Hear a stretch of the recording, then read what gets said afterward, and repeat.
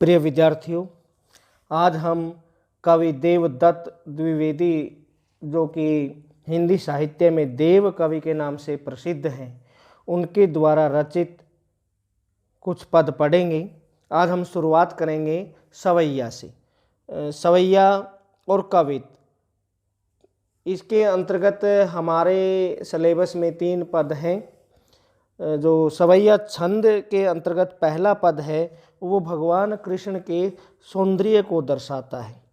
देव कवि ने हमेशा प्रेम और प्रकृति के प्रति अपने भाव व्यक्त किए हैं। पहले सवैये में उन्होंने श्री कृष्ण के सौंदर्य का चित्रण किया है। उन्होंने श्री कृष्ण के लौकिक रूप को नहीं दर्शाया, बल्कि सामंती वैभव को दर्शाया है। तो आइए आज हम पढ़ते हैं सवैया, जो श्री कृष्ण के बाल रूप की सुंदरता का वर्णन करता है। देव कवि लिखते हैं, पायनी नुपुर मंजू बजई, कटी किंकिनी कई धुनि की मधुराई, सांवरे अंग लसई पट पीत, हिये हुलसई बनमाल सुहाई, माथे किरीट बड़े दृग चंचल, मंद हंसी मुख चंद जुन्हाई, जे जग मंदिर सुंदर दीपक, श्री ब्रज दुल्ह देव सहाय। आपको शब्दार्थ भी नजर आ रहे होंगे साथ में, तो आपको इसके सरलार्थ करने में आसानी रहेगी। उनकी तरफ सरलार्थ पढ़ते समय आप शब्दार्थ की तरफ भी देखते रहेंगे।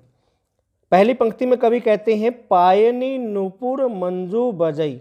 पायनी होता है पाँव और नुपुर का शाब्दिक अर्थ होता है पायल, पाजेब।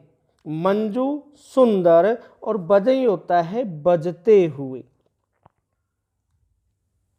श्री कृष्ण के पाँव में पाजेब है।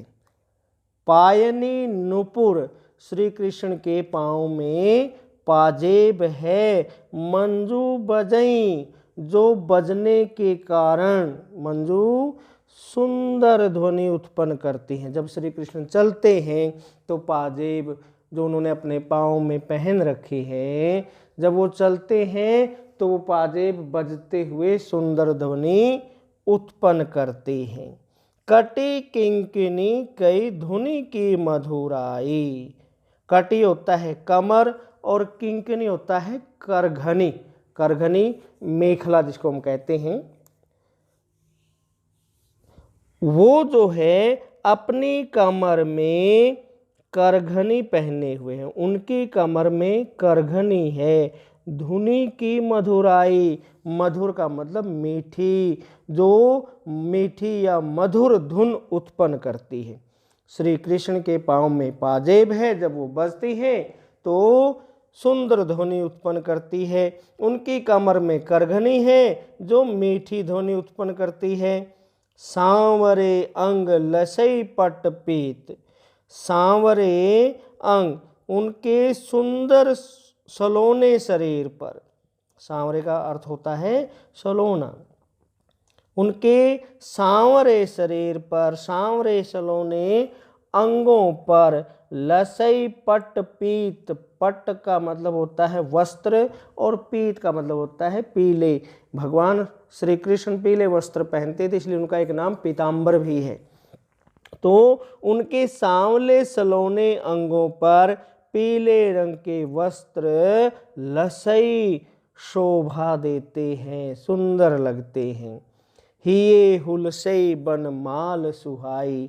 हिये हृदय, छाती पर।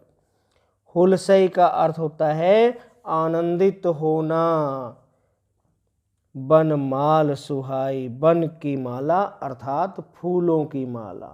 उनकी छाती पर शोभा देती हुई फूलों की माला मन को आनंदित करती है, प्रसन्न करती है। माथे किरीट बड़े दृग चंचल। माथे किरीट बड़े दृग चंचल। उनके माथे पर किरीट है। किरीट का अर्थ होता है मुकुट। उनके माथे पर मुकुट है। बड़े दृग चंचल, दृग का मतलब होता है नेत्र, आंखें। चंचल, चंचल है मतलब आँखों जो उनकी आँखें एक जगह स्थिर नहीं रहती, उनमें चंचलता है, वो इधर उधर घूमती रहती। उनकी बड़ी बड़ी आँखें हैं जो चंचलता से भरी हुई है। मंद हंसी मुख चंद जुनहाई, और उनकी मंद मंद हंसी उनके चांद जैसे मुख, चंद चांद जैसा चेहरा, जुनहाई का अर्थ होता है चांदनी। मंद मंद हंसी चांद जैसे चेहरे पर चांदनी की तरह फैली हुई है। जय जग मंदिर दीपक सुंदर, जय का मतलब होता है जय हो, जयकारा लगाते हैं भगवान श्री कृष्ण का कविदेव। जग मंदिर, संसार जो है मंदिर के समान है।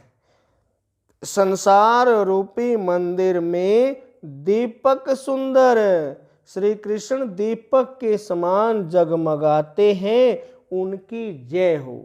अर्थात संसार रूपी इस मंदिर में दीपक के समान जगमगाते हुए भगवान श्री कृष्ण की जय जयकार हो। श्री ब्रज दुल्ह देव सहाय, श्री ब्रज दुल्ह श्री कृष्ण के लिए प्रयुक्त हुआ है। श्री कृष्ण जो के देव कवि कहते हैं कि श्री कृष्ण हमेशा जीवन में सहाय, उनकी सहायता करते रहें। तो प्यारे बच्चों, यहाँ पर आपने पढ़ा कि कृष्ण के बाल रूप का वर्णन यहाँ पर कवि ने बड़ी सुंदरता के साथ किया है। एक बार फिर दोहराएंगे हम संक्षेप में। उनके पाँव में पाजेब है जो बजते हुए बहुत सुंदर ध्वनि उत्पन्न करती है। कमर में करघनी है जो मीठी धुन पैदा करती है। उनके सांवले सलोने अंगों पर पीले वस्त्र शोभा देते हैं। छाती पर फूलों की माला है, माथे पर मुकुट है। उनकी बड़ी बड़ी आंखें हैं जिनमें चंचलता भरी हुई है। उनके चेहरे पर मंद मंद हंसी, चांद जैसे चेहरे पर उनकी जो मंद मंद हंसी है चांदनी की तरह फैली हुई है। संसार रूपी मंदिर में वो दीपक के समान जगमगा रहे हैं, उनकी जय जयकार हो। और श्री कृष्ण देव कवि की हमेशा सदा ही सहायता करते रहें। एक बार प्रश्न को इसके अंतर्गत प्रश्नों को और देख लेते हैं। पहले पद में निहित भाव स्पष्ट कीजिए। इस पद का भाव क्या है? श्री कृष्ण के बाल रूप की सुंदरता का वर्णन कवि ने किया है। उनके शरीर पर क्या क्या शोभा देता है? पीले वस्त्र शोभा देते हैं, गले में माला है, पाँव में पाजेब है, कमर में करघनी है, माथे पर मुकुट है और चेहरे पर मंद मंद मुस्कान है। श्री कृष्ण के पाँव में क्या है? पूरी कविता में वही बातें आई हैं। श्री कृष्ण के पाँव में पाजेब है। श्री कृष्ण की कमर में मधुर धुन उत्पन्न किस कारण हो रही है? कमर में करघनी के कारण। श्री कृष्ण के वस्त्र किस रंग के हैं? पीले रंग के। उनके गले की शोभा को किसने बढ़ाया है? बनमाल, फूलों की माला ने। श्री कृष्ण की आंखों की सुंदरता को स्पष्ट कीजिए। उनकी आंखें बड़ी बड़ी है और उनमें चंचलता भरी हुई है। कवि को उनके चेहरे पर मुस्कान किस प्रकार की प्रतीत हो रही है? जुनहाई की तरह, अर्थात चांदनी के समान। कवि ने किसकी जय जयकार की है? श्री कृष्ण की। और श्री कृष्ण के माथे की शोभा किससे बढ़ी है? किससे बढ़ी है? मुकुट के कारण। उनके माथे पर मुकुट है। तो आज का हमारा जो गृह कार्य यही रहेगा। आप इसके सरलार्थ और इसके अंत में जो प्रश्नोत्तर दिए गए हैं इस पद्यांश पर आधारित, उनको अपनी नोटबुक में नोट कर लेंगे। धन्यवाद।